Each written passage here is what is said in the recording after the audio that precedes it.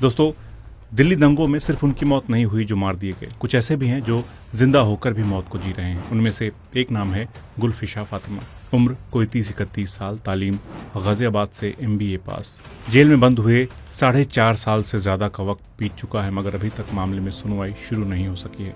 मिल रही हैं तो सिर्फ तारीखें। और वो लड़की जिसने अपने परिवार से इल्म की आज़ादी इसलिए मांगी ताकि वो खुले आसमान में परवाज कर सके, आज वो एक पिंजरे में कैद है, शायद अपने उन्हीं आज़ाद ख्यालों की वजह से, जिसके जेल से लिखे गए खत आपको अंदर तक झंझोड़ कर रख देंगे। सुनाएंगे वो खत भी, पहले जानते हैं क्या है पूरा मामला। ये जानने के लिए थोड़ा फ्लैशबैक में जाना होगा। दरअसल बीजेपी वाले केंद्र सरकार 2019 में नागरिकता संशोधन कानून यानी कि CAA सिटीजनशिप अमेंडमेंट एक्ट लेकर आई और NRC यानी नेशनल रजिस्टर लाने के संकेत भी दिए। CAA में जो प्रावधान किए गए और भविष्य में जो NRC लाने की बात हुई, उन दोनों के मेल से मुसलमानों को अपने वजूद पर खतरा महसूस हुआ, जिसकी वजह से देश भर में CAA NRC के खिलाफ प्रोटेस्ट शुरू हो गए। फिर तेजी से कुछ ऐसी घटनाएं दिल्ली में हुई जिसने विरोध प्रदर्शन को आंदोलन की शक्ल दे दी। जामिया मिल्लिया इस्लामिया की लाइब्रेरी में घुसकर स्टूडेंट्स को पीटने की वीडियो, JNU में स्टूडेंट्स की झड़प, अलीगढ़ मुस्लिम यूनिवर्सिटी में पुलिस का लाठीचार्ज, ये वो घटनाएं रहीं जिन्होंने CAA का विरोध कर रहे लोगों को और गुस्सा दिलाया। नतीजा ये हुआ कि दिल्ली के शाहीन बाग में लोग घरों से निकले और सड़क पर बैठ गए। महिलाओं ने मोर्चा संभाला।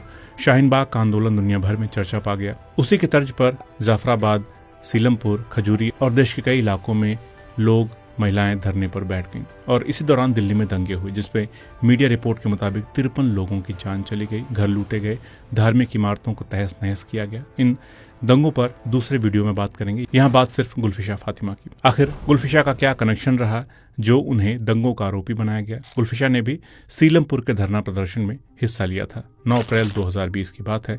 सुबह के 8 बज रहे होंगे जब अतीक हुसैन का फोन बजा। वो उस वक्त सो रहे थे।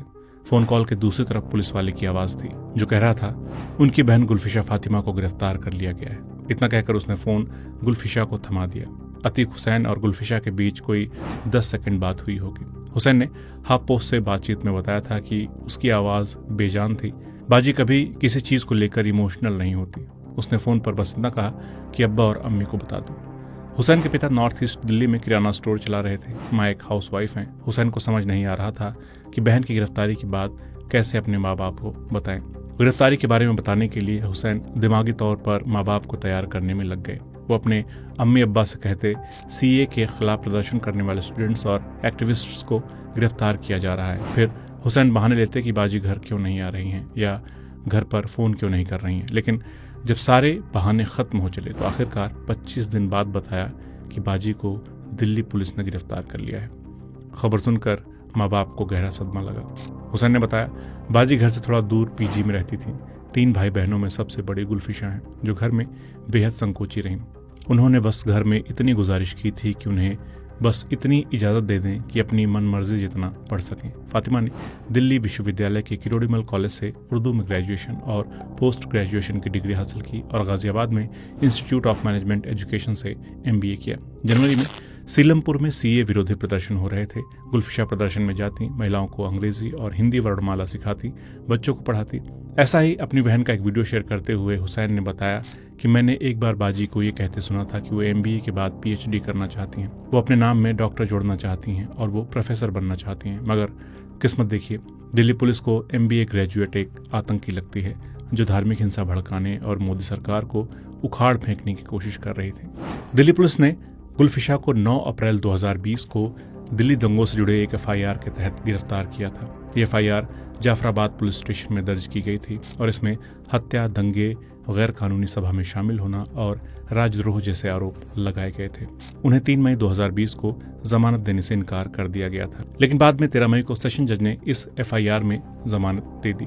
इसके बाद 19 अप्रैल 2020 को उनके खिलाफ एक दूसरी FIR दर्ज की गई जिसमें उनके खिलाफ आतंकवादी रोधी कानून यानी कि अनलॉफुल एक्टिविटीज प्रिवेंशन एक्ट 1967 यानी कि UAPA लगाया गया। पुलिस ने दावा किया कि गुलफिशा ने दिसंबर 2019 से CAA, NRC और NPR के विरोध में लोगों को भड़काने और साजिश रचने का काम किया। यह भी आरोप लगाया गया कि उन्होंने प्रोटेस्ट वाली जगह के पास एक दफ्तर खोला जहां उन्होंने अपने सहयोगियों जैसे उमर खालिद, नताशा और देवांगना कलिता के साथ दंगों की योजना बनाई। उन पर लगे आरोपों में ये भी शामिल है कि गुलफिशा ने प्रदर्शनकारियों को हिंसा करने, पत्थरबाजी करने और पुलिस पर हथियारों का इस्तेमाल करने के लिए उकसाया। लेकिन इन सब आरोपों से फातिमा का परिवार इनकार करता है। फातिमा को जब गिरफ्तार किया गया था तब वो अपने माता पिता के साथ नहीं रहती थी। वो अगस्त 2019 में नॉर्थ दिल्ली में एक पीजी में रह रही थी, लेकिन वो हफ्ते में 2 बार अपने माँ बाप से मिलने जाती थी। फातिमा के भाई हुसैन का कहना है कि जहां तक उन्हें जानकारी है, उन्होंने देखा कि जब वो सीलमपुर गई थीं तो उनके मोहल्ले से कुछ ही दूरी पर सीए विरोधी प्रदर्शन हो रहा था और उन्होंने वहां सभाओं में भाग लेना शुरू कर दिया था। शाहीन बाग बहुत दूर था। हमारे अम्मी अब्बा उसे इतनी दूर जाने की इजाजत नहीं देते। वो कभी कभी सीलमपुर में विरोध प्रदर्शन में जाती थी। इन सब के अलावा कई मीडिया संस्थानों की रिपोर्ट में यह भी बताया गया कि वो महिलाओं के संगठन पिंजरा तोड़ की सदस्य थी, लेकिन इस बारे में भी गुलफिशा के वकील और भाई ने इनकार किया है। पिंजरा तोड़ ग्रुप साल 2015 में दिल्ली यूनिवर्सिटी और कॉलेज की छात्रों ने मिलकर बनाया था, जिसका मकसद कॉलेज प्रशासन के बनाए सख्त हॉस्टल रूल के खिलाफ आवाज उठाना था। इस ग्रुप की सदस्य नताशा और देवांगना कलिता को भी हिंसा भड़काने के इल्जाम में गिरफ्तार किया गया था। जून 2021 में नताशा और देवांगना कलिता और उनके साथ जामिया स्टूडेंट आसिफ इकबाल तन्हा को दिल्ली हाईकोर्ट से जमानत मिल गई थी। तब अदालत ने एक जरूरी बात कही थी, जिसका मतलब था कि सरकार असहमति के अधिकार को आतंकवादी एक्टिविटी बता रही है। अगर ऐसी मानसिकता ही रही तो ये डेमोक्रेसी के लिए दुखद दिन होगा। जमानत मिलने से 1 हफ्ते पहले पिंजरा तोड़ ने कहा था कि नताशा और देवांगना कलिता को इसलिए गिरफ्तार किया गया क्योंकि उन्होंने सभी के लिए समान और ठोस नागरिकता की मांग को लेकर आवाज उठाई थी। उन दोनों को उनके खिलाफ हर मामले में जमानत मिल गई थी, फिर भी वे FIR 59 के तहत UAPA की वजह से जेल में रही, जो स्टेट को मुकदमा शुरू होने से पहले ही लोगों को कैद में रखने की पावर देता है। इन दोनों लड़कियों को तो जमानत मिल गई, मगर गुलफिशा, जिन्हें पिंजरा तोड़ का सदस्य बताने का भी आरोप लगा, उन्हें अभी जमानत नहीं मिल पाई है, जबकि जमानत के लिए कई बार गुलफिशा गुहार लगा चुकी हैं, लेकिन अर्जियां बार बार खारिज हो गईं। 31 बार तो दिल्ली हाई कोर्ट में मामले को टाला जा चुका है। इस बारे में उनके वकील कपिल सिब्बल ने सुप्रीम कोर्ट को बताया। सुप्रीम कोर्ट में जमानत का मामला पहुंचा था 11 नवंबर 2024 को। सुप्रीम कोर्ट ने याचिका पर विचार करने से इनकार कर दिया। गुलफिशा का मामला जस्टिस बेला एम त्रिवेदी और जस्टिस सतीश चंद्र शर्मा के बेंच के सामने था। बेंच ने हाल ही में शर्जील इमाम की इसी तरह की याचिका पर भी विचार करने से इनकार कर दिया था। जस्टिस त्रिवेदी ने सुनवाई के दौरान कहा था कि सह आरोपी यानी कि शर्जील की भी ऐसे ही याचिका हमने खारिज कर दी थी। गुलफिशा के वकील कपिल सिब्बल ने सुप्रीम कोर्ट से कहा कि इस केस में हाई कोर्ट मामले की सुनवाई नहीं कर रहा है, किसी न किसी बहाने से रद्द किया जा रहा है। हाई कोर्ट में अब तक इस मामले को 24 बार सिर्फ इसलिए रद्द कर दिया गया क्योंकि बेंच के जज छुट्टी पर थे और 6 बार मामले को दीगर वजहों से मुलतवी किया गया। दोस्तों, ये किसी की आज़ादी का सवाल है। उसके मामले को किसी न किसी बहाने से रद्द किया जा रहा है। वो 4 साल और 7 महीने से ज्यादा का वक्त जेल में बिता चुकी हैं और उनका मामला 2 साल से हाई कोर्ट में बिना सुनवाई के लटका है। इसी साल 25 नवंबर को फिर UAPA मामले में गुलफिशा ने हाई कोर्ट से जमानत की मांग की। जेल में गुलफिशा ने इन तारीखों पर 13 अगस्त 2023 को एक कविता लिखी है। वो लिखती हैं, इतिहास के इम्तिहान में सब याद कर लेती पर भूल जाती बस तारीख। अब सब जाती हूँ भूल पर याद रहती है बस तारीख। इस तरह उन्होंने कई कविताएं और खत लिखे हैं। चलते चलते उनमें से कुछ कविताओं और खतों को सुनाना चाहता हूं ताकि कुछ सवाल खड़े हो सकें और तलाश सकें उनका जवाब। मेरे आसपास की दीवारें, ये 4 दीवारें कब से खड़ी हैं खामोश, अपने सिरों पर उठाए आंधी तूफान तपते सूरज का बोझ। आखिर ये बोलती क्यों नहीं? शायद ये बोलती भी हैं जब कभी रेत और पपड़े गिरती है। ये जरूर बोलती हैं, लेकिन मालिक हर बार मरम्मत करके कर देता है मुंह बंद इनका। आखिर एक दिन बोझल दीवार ढह जाती है और लगाई जाती है उसी जगह पर दूसरी खामोश दीवार। उनके लिखी कविताओं को जैसे जैसे आप पढ़ते या सुनते जाएंगे, वो गुल जो महकना चाहिए था उसे शोर समझकर खामोश करने की कोशिश की गई, मगर बंद दीवारों के अंदर अपनी कलम से शोरगुल मचा रहा है। वो झंझोड़ रहा है जहनों को, सवाल कर रहा है सिस्टम से, सवाल कर रहा है समाज से, सवाल कर रहा है खुद से, सवाल कर रहा है हमसे, आपसे। सवाल कि है कोई जो जवाब दे। गुलफिशा लिखती हैं, सुनो फैज़, क्या तुम्हें पता है तुम्हारे और हमारे इंतज़ार का फ़र्क है महज। वक्त मुअय्यन फ़कत चंद रोज़ और ये जानते थे तुम। दस्ते सबा की तरह बेज़बान अब नहीं बताता कुछ। जब मैं पूछती हूँ ऐसे कितने मौसम और जाने कितने मौसम और। इस कविता को टाइटल दिया है साहब जी। इसमें गुलफिशा ने मुसलमानों को अपनाने की गुजारिश साहब से की है। दरअसल किसी को आतंकी कहने के लिए हम ये देखते हैं कि आखिर उसके विचार कितने घातक हैं सभ्य समाज के लिए, दुनिया के लिए। तो सुनिए गुलफिशा की एक और कविता ताकि उसके विचारों के बारे में हमें पता चले आखिर खतरा किसे है। माना एक लड़की तो हूं पर इसी जड़ की तो हूं, शायद मैं आपको जानती हूं इसलिए नहीं मानती हूं। चलो माना सबसे बेहतर हो तुम, चलो माना मेरे रहबर हो तुम, चलो माना लाए हो नए बदलाव, चलो माना नहीं दिए कोई घाव, चलो माना तुम हो जादूगर, चलो माना नहीं उखाड़े घर, चलो माना तुमने सब कुछ किया, चलो माना तुमने कुछ नहीं किया, चलो माना आबाद हैं हम, चलो माना आजाद हैं हम, चलो माना सर्वशक्तिमान हो, चलो माना जमाने की शान हो, चलो माना तुम्हें सबसे जुदा, चलो माना तुम्हें सबका खुदा, तुम मुझे फकत अपना मान कर दिखाओ तो मानो।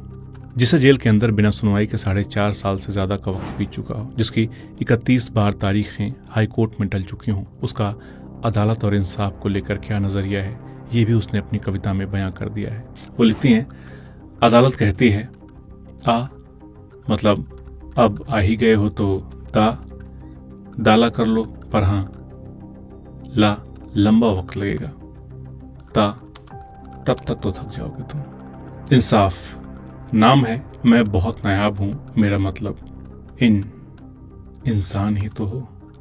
साफ साफ सुनो मेरे चक्कर में, फना भी तो हो सकते हो।